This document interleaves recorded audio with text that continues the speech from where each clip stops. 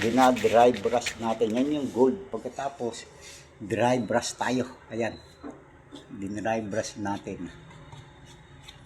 O, yan yung kakalabasan yan. Pagkatapos, iwa-wash out naman natin. O, ayan na. Naanin nyo yung mga dry brush, finish, wash out, finish. Ang wash out dyan, ay dito. Lalagyan natin yan ng kulay itim na brown. Ayan. Iwa-wash out natin. Kumbaga sa ano, yun yung tinatawag na shadow line. Pero hindi tayo gagamit yan ng ng airbrush. Ang gagamitin natin dyan ay brush lang. Kaya tinawag natin wash out.